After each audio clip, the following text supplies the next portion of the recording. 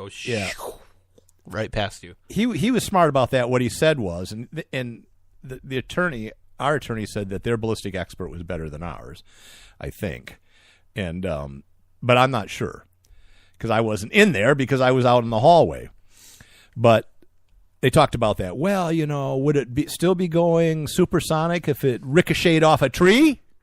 No, it would be going a lot slower, and you might hear the zing, zoop, squah, zoo sound.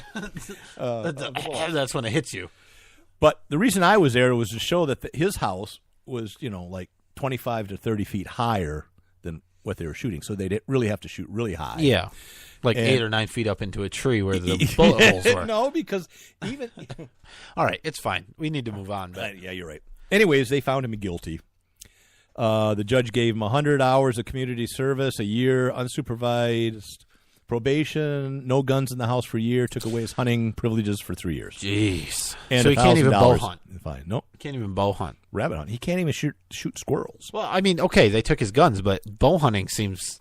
Yeah. Hunting rights. Yeah, that's ridiculous. Yeah. The attorney brought that up. Can he bow hunt? No. All right. So that's my trial. It was interesting. It's ridiculous. Yeah, it's cool. But it was a your long first day. time as an expert witness? Yeah. Probably the last. Probably the last. I didn't get home till 11 o'clock that night. Yeah. That's crazy. Yeah, it was a long day. Long day. But it was an experience. It was good. Like the $25 scotch. So the attorney says, hey, well, you can put this in your resume now that you're an expert witness. And I said, no, I only put stuff in there where I win. I'm sure he appreciated that. He didn't appreciate that. And then we went to Wendy's to get something to eat, and he said, I forgot fries. And I said, hey, fries are for winners. Oh, jeez. It's a good thing he has got a good sense of humor. Yeah. You're being sued, aren't you? No. He's a excellent firearms attorney. I'll say that. Yep. I won't say who it is. But well, there's only 3 of them. There's only 3 or 4 of them. Right. I'll let them decide which 3 I'm talking about. Yeah. They're all going, it wasn't me. I don't know. I never hire Brian. Yeah, right. Oh, we know the one lawyer is stupid enough to hire Brian. Oh, jeez. No, he did a good job. He did the best job he could. There was not. Yeah, it's a tough case, but anyway, that's cool. Okay, let's move on. Super Bowl. Super Bowl. I watched it. I was glad that the Eagles won. Actually, Me too. I was more glad that the Patriots lost. To be honest, don't care about the Eagles. It's a cool story because backup quarterback. Yeah, that's neat. Everyone else underdog. Everyone saw the Super Bowl. Yeah. Tide had the best marketing campaign during the Super Bowl. Tide Pod? Definitively. Well, not really, but they did you notice the Tide commercials? I didn't watch commercials. Their premise was that every single commercial that you watch is a Tide commercial because everybody has clean clothes. It's brilliant. It's nice. So they started out a commercial and it was like, is this and they're like potato chips. I don't know what it was, but potato chips. They're like, is this a potato chip commercial? No, it's a Tide commercial. And then they go like, whatever is this a dog food commercial? No, it's a Tide commercial. When I watched absolutely brilliant. When I watched the Super Bowl, I watched the football, not the ads. Football. I thought Super Bowl referred to the ads and the halftime show. I want to know how many of the. My point is, everybody watched a football game. No one cares for us. Not to everyone. Talk about I want to ask how many people boycotted it. Oh, you know what? Not that many. Everybody stood. I heard there were a lot of people that have said they were boycotting the entire NFL forever. Right. That are like, well, but it's the Super Bowl. I can't miss the Super Bowl. That's like a good Christian that goes to church on Easter, because got to go to church on Easter. What's your point? Nothing. I want to say the Philadelphia cops that night during the playoffs they were known as the Crisco cops because they applied Crisco shortening to the poles to keep people from climbing them, but it didn't work. By the way, I don't want to get a little bit too immature here, but. I don't know if I would call myself the Pole Patrol. They're now the Pole Patrol because they went out. I think, they used hydraulic fluid. Yeah, that's hilarious. On the light poles. It didn't work, by the way. I would think that you still could light them on fire, couldn't you? Isn't it flammable? Or what is hydraulic fluid? What does that mean?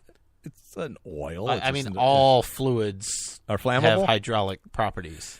Oh my God! Well, what is What do you for hydraulic equipment? I don't think that's what it was.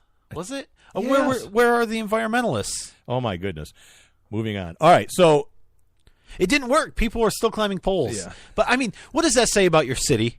I mean, look, I like Philadelphia. I've been there. And they it's a went decent nuts, place. too. What does it say about your city that you have to grease down your poles? Yeah.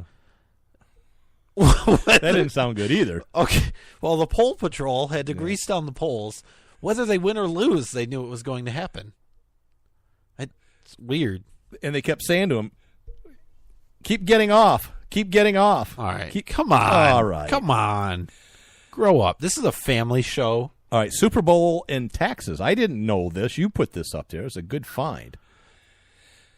Did you know? We talked about it last year. Did we? Yeah, every year we talk about it. I've never been aware of this. No, we've never talked about. I want you to go through the shows from the last 5 years. Steve's still on the couch. And see if we talk about moved. Super Bowl taxes. Steve's still in the same position as he was last week. So apparently you pay the tax for the time that you spend in the state that you're playing in. What do you mean for the time? You pay taxes for the income that you generate while you're in that state. Right. That's normal.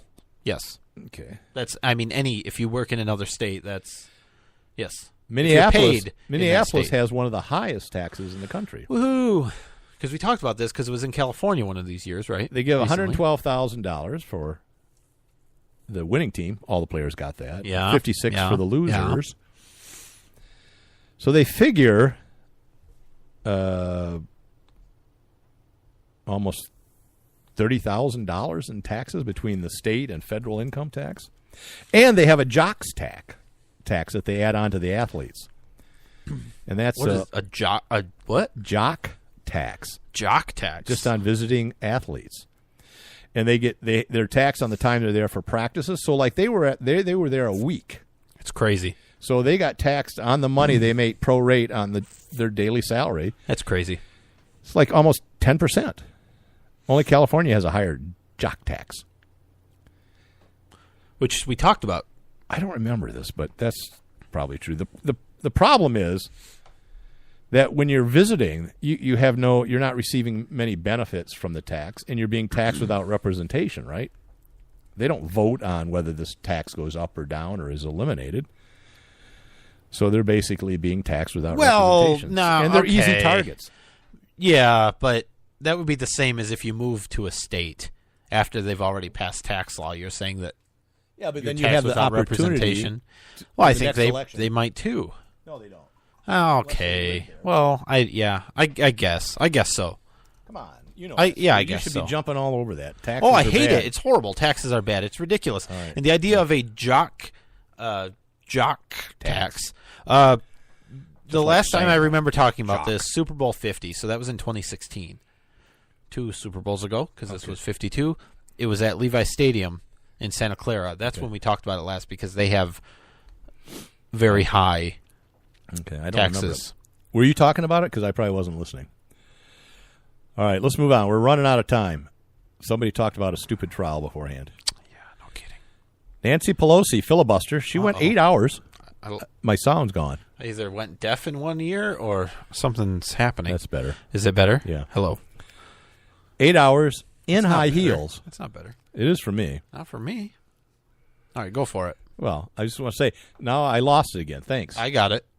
I don't have it. Okay. It's fine. Okay. I can live with it. Okay. Let's say it for the third and final time. Nancy Pelosi tried to filibuster. Wait, what? For an old lady, she went 8 hours. It's not bad. In high heels. Why would you wear high heels? Well, she isn't smart. Well, it makes her legs look good. Not her legs, her butt. I just want... You said butt. I just want to know if she was wearing Depends. She always wears Depends. Oh, does she? Okay, yeah, so it's Nancy Pelosi. Come on. And that's okay. There's nothing wrong with that. Nothing wrong with that. As you know, Brian. No, you get up there, you have to wear Depends. You get a little leakage sometimes. Yep. Okay, let's... Okay. Trump said he welcomed the We shutdown. want to welcome a new sponsor. Yeah, Depends. Not just for adults anymore. I don't get it. I don't either. Trump welcomes the shutdown. Are you saying they've tapped into a new market? I think babies are now wearing diapers? Babies are now wearing diapers. All right. It looks like they might reach a deal. I heard on the radio tonight coming over there, they got a vote or something. Yeah. But it's but we don't have the audio, but I just wanted to say that I'm on Trump's side because he was in that meeting, whatever, where he was saying, let's let's do a shutdown. We'll do a shutdown. I welcome a shutdown. Let's do a shutdown. If they don't agree or if they won't do this immigration thing, let's do a shutdown. And I agree. I agree with him. Yeah. Let's do a shutdown. Okay. Let's not stop at a shutdown. Let's shut it down. See the things that are shut down and just cut them. If they're not essential, things that people can live without. Let's just get rid of it. Excuse me. That'd be so good. Trump, I'm sure you're listening because you said you listened to Steve Gruber, which I don't believe, but you said that. So you have to be listening to us. I will take the position of waste finder in your administration. I will help you. Mm-hmm. I'll do the slashing. I'll deliver the news. It's sad, though, because what most people won't miss are the hundreds of thousands of military personnel overseas. What do you mean? Well, I don't understand. I think you cut that, right? That doesn't affect their day-to-day life very, very much. I don't understand. Well, you said we'll see what the waste is. We'll see what people can live without and what they don't need. Yeah. And so one of the ways that you could do that as a metric is how does it affect society as a whole over a period of time? Well, I think it's tough because if you today slash the entire military. I didn't say entire. Well, it's an extreme example to make my point. Slash the entire military. I don't think it would affect us today. No, it wouldn't. But I think eventually it would have an impact on our day-to-day life. That's why I wouldn't get rid of everything. So it's tough. Right. Someone has to. I'm saying I'm willing to take on the responsibility of making those decisions. Oh, okay. Well, send them. And it would include reducing the troops that we have in all sorts of countries all over. Thousands of bases. Yes. So would you send it to them in a memo? Text message. No, I think a memo. I think. Oh, boy, yeah. Oh, I would. I'd have Mr. Nunez send it in a letter. In a letter. It in a letter. Sealed with a kiss. Get me a ticket for an airplane. Give me a ticket on an aeroplane. Ain't got time to take a fast train. We're gonna get shut down for copyright, aren't we? Let's see. Oh, are we taking a break? Oh, yeah, we should. All right, let's do that. I'll try to make this quick. This is easy. This is easy. This one's the easiest. Yeah, okay. Sam Colt, the inventor of the six-shooter, right? Yeah. God didn't make everyone equal. Colonel Colt did. Colonel Colt. Inventor of the six-shooter. Sam. He was expelled from Amherst Academy, a prep school, at the age of 16. Why? Why was he expelled from Amherst Academy? That's the question. That's it. Mm-hmm. All right. We'll be right back.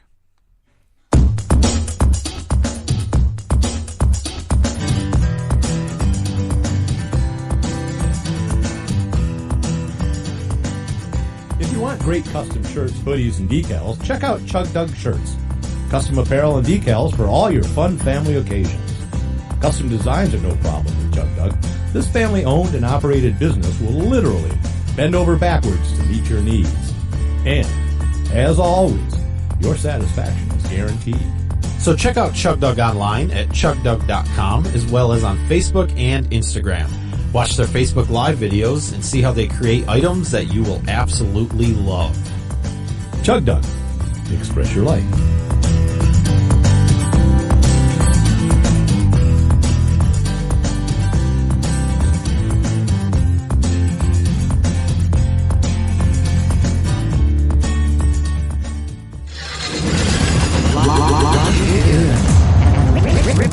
Red State Talk Radio.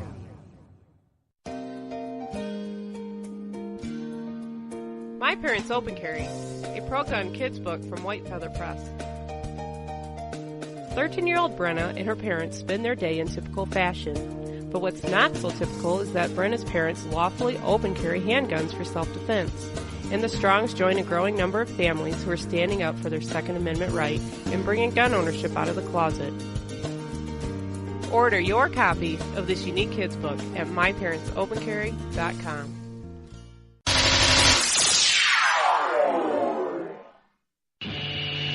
It's a bumpy ride through the political jungle with Nate and Brian.